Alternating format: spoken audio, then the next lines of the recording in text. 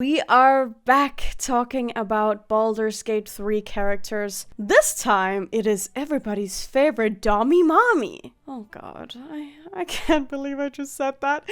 Anyway, it's Minthara. Not that I needed to say that, my previous statement is probably enough, but hey, without further ado, let's talk about Minthara. First up, let's talk about how this particular drow looks. She is tall, with a blue purplish complexion, and white hair put up in what looks like a little bit of a bun. Quite cute. Other than that, she's just a regular schmegular drow with some pretty pink/reddish eyes. Let's talk a little bit about her life now, shall we? Throughout her whole life, Minthara experienced significant loss. Many members of her family, along with her friends and former lovers, were all killed at the hands of others. Just in general, Minthara received a tough and, quite frankly, cruel upbringing. Born into the house Berine of Mensobaranza.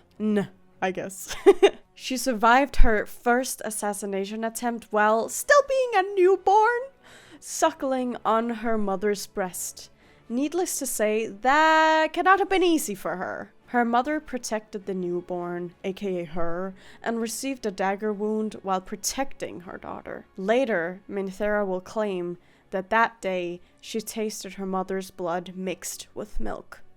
No wonder this girl has some issues, like the hell. Years later, Minthara's own mother then attempted to assassinate her and received a scar to match the one that she received while protecting Minthara as a newborn. Why she tried to assassinate her own child is, as far as I could research, not known. So therefore, just deal with the fact that you know this how you will. I personally find that quite intense, but I suppose that is normal for some. At least for Minthara. So, what we're really interested in, however, is her later life. Let's talk about her indoctrination into the Absolute, which began through manipulation. Who's shocked? Not me. The cult sent an envoy, 2 worshippers of the new deity. They arrived at Mensobaranzan, preaching the Absolute's love. Of course, the emissaries were murdered, and their corpses became a grotesque decoration. These cultists, however, did their job. Their audacity bothered Minthara greatly. Rightfully so, I'd say. She gathered a band of loyal fighters to pay the cult a visit, if you know what I am alluding towards. When she arrived at the Moonrise Towers, Minthara was greeted with praise and fanfare. As a guest, as a matter of fact. Of honor, really. Instead of an enemy. A feast followed, thrown in Minthara's honor, during which Oren the Red, ever heard of her? One of the cult's leaders, danced across the table, cutting the necks of Minthara's men open. The drow woman was the only survivor, favored by Oren as the shapeshifter's new toy. Oren personally took Minthara into the tower's cellars and held the drow as the Absolute infected her with a mind flayer tadpole, thus making Minthara a true soul. Yeah, so it was not actually Minthara's wish to become a part of the Grand Design, but they saw her as a valuable asset and therefore chose to keep her around. The mental control of the Absolute deluded Minthara's mind. She found herself being almost infatuated by Oren the Red, even though she was terrifying to her. The drow eagerly absorbed the shapeshifter's every word and took up arms in service of the new goddess. So when an illithid Northaloid crashed near the river Sionatar, well, I guess we know what that is, huh? Minthara and drow Raxlin set out goblin search parties to recover a mysterious artifact. Oh, I wonder what artifact that could be. The pair also sought the whereabouts of a group of individuals granted powers by the Absolute, but who had not yet been made into true souls. Once again, I wonder who that could be. A short while later, Minthara orchestrated the cult's raid on the Vulcan's Rest Inn, along with the attempted abduction of Grand Duke Older Ravengard, to the cult's fortress at Moonrise Towers. Shortly thereafter, she sought to launch an assault on the nearby Emerald Grove, believing that they were in possession of the artifact the Absolute desired. And I suppose in a sense they were right, but like, come on, just leave us alone. For real, for real. Minthara controlled the camp of goblin minions alongside their high priestess Gut and the hobgoblin, like previously mentioned, warlord Dror Rexlin. She was directly served by the cult's torturer Spike, the goblin Spike, as well as their head scout Rasak. The goblin named Kleka was infatuated with Minthara and often fantasized about her. Bet you wish you didn't know that, huh? Well, do with that as you will, but what you will, yeah, as well. I don't know. I'm just saying he did. So yeah, Kleka hoped to spill enough blood in raids to attract the attention of the Absolute, and in turn, Minthara's. Ha! Good luck doing that, buddy. She is not, or you are not her type. My god. Or who am I to say, honestly? I feel like Minthara is pretty open-minded when it comes to her type. Anyway, let's move on. While under the Absolute's control, Minthara adored and faithfully served Orin, like I said earlier. But her own mind deeply deprived in the changeling for enthralling her into the Absolute's service. And honestly, I also do believe that they shared something intimate as well, but that is only based on a particular dialogue option you can get, being that you can ask her if Orin was an old flame, and she responds something to the effect of like, jealous? You need not be. So I'm not quite sure what that means, but regardless, it does sound interesting. But yeah, this is where our dumbasses come into play, you guys. If the player agrees with Minthara's attack on the Emerald Grove and successfully raids the grove, the player will meet her at the party in camp, where she will offer the player a night of intercourse. And wow, it's wild, honestly. Should the player accept, the two will meet later in the night in the altar at the campsite and have said intercourse. So yeah, explicit and crazy. After intercourse, the player will wake up with a naked Minthara in their arms. Unless she's not. I don't think she was with me. Look at the footage. I don't know. The player can then choose to use their illicit power to probe her mind, which she will disapprove of, very understandably so. Or, if the player is the Dark Urge origin, they can choose to give in to the urge and get rid of her, granting the player her mind filler tadpole. But I'm not really sure that's worth it after all you just went through, but who am I to judge? But you can also choose not to do that, obviously, because she just really doesn't deserve it. I don't think so. If the player chooses to have intercourse with Minthara and is holding the mysterious artifact at the time, Minthara will admit to the player that she did not feel the presence of the Absolute and confess that she felt strangely comfortable in her moment of free will from it. Later in the night then, though, as long as Minthara is still alive, of course,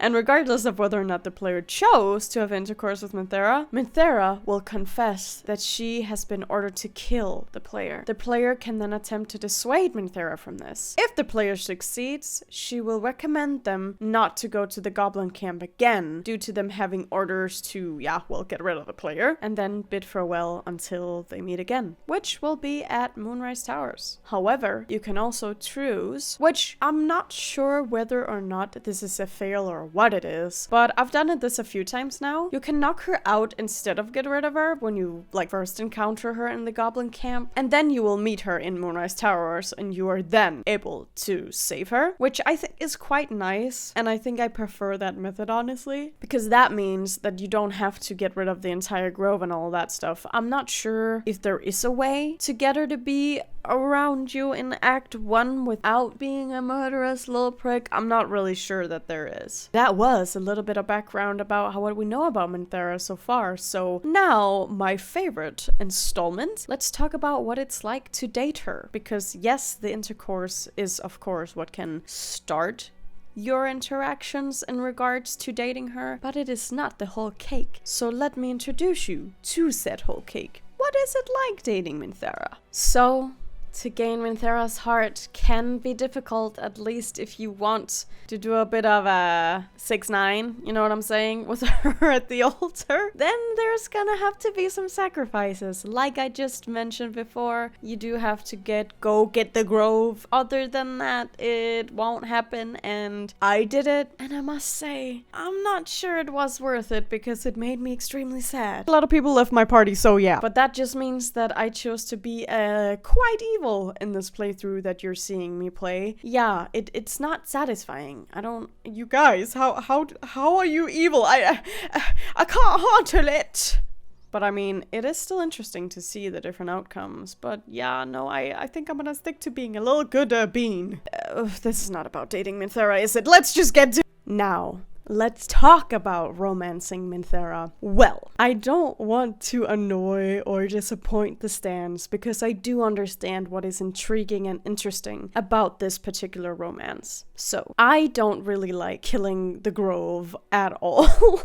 It makes me sad and not fulfilling. I don't like it. It's not how I play the game, but it is how I chose to play the game in this particular playthrough because I wished to see what it was like to win Minthara's heart. And it was something. It is really interesting, and you can see that she is much more complex than you would originally think. She's not just some hardhead who yearns for power. She is vulnerable and strong, but dangerous, but enticing, yeah. She has many layers, and I find her still rough around the edges, I must say, but I think her kisses are really cute. I must say I was really surprised with this kiss in particular, where she hugs you first. You can just see like true care for you in that hug, and I think that is quite adorable, although she's still a little rough. But she can also be kind and caress you just the right way. I think it makes a lot of sense with her upbringing, the way that she acts, and also towards you, like how she loves you, makes a lot of sense to me. When it comes to an ending with Minthara, as far as I'm concerned, there are a few ones if you choose to not be the absolute. I suppose you could stay in Baldur's Gate. I'm not quite sure I remember that, but you can also go back to Mesa Baranzan and meet her mom. And she likes competition, I think she says.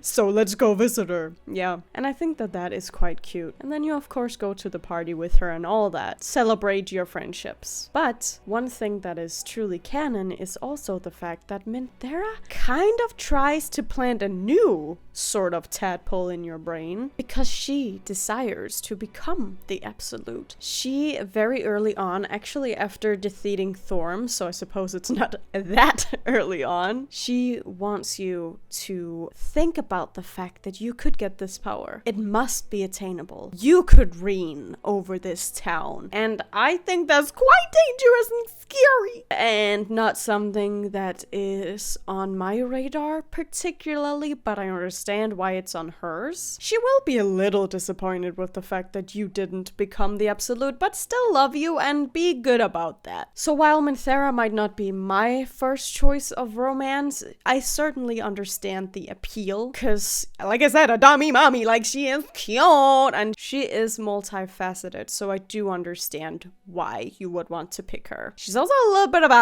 a crazy girl. She's like a Jolene type of girl, because I dated Lae'zel, like in my my last video. You saw my last little tiefling character who dated Lae'zel, but Minthara was like, I don't care. Date me instead. And I was like, no, no, I'm sorry, but I already have a hot gift girlfriend, so no. But so yeah, she will ask you, like, or not ask you, she's like, no, you can have me instead. Like, I think that's what she says. And I find that funny and also very accurate to the way her character is. So quite funny. And I suppose some people get tempted by that offer. I did not in this particular case, but I just wanted to mention that. Romancing her is nothing short but a ride, is all I'll say about that. But I do think a slight, or maybe a big downside is the fact that you have to wait till you get to the Shadow Cursed lands to see her again. Because the whole grove thing is very much in the beginning, so you also lose her relatively fast, and you can only gain her again after you go to Moonrise Towers and decide her fate. But I suppose if you want to date her, then the fate you decided for her is for her to live and be your lover, or friend, or ally, or whatever you may have you. But yeah, that is my experience with dating the dear Minthara. Like I said, not first choice, but I get it. I get the appeal. She is crazy though, but you know, crazy in the head, crazy in the bed. I don't know what I'm saying, so. But that was it, you guys. Tell me what is your favorite thing about Minthara, or your least favorite thing. Do you love her? Do you dislike her? Do let me know. But with all that being said, thank you guys so much for watching. Remember to like, comment, and subscribe, and do tell me which character you'd like me to talk about, because I love doing these. And then I will hopefully see you in the next video. Goodbye!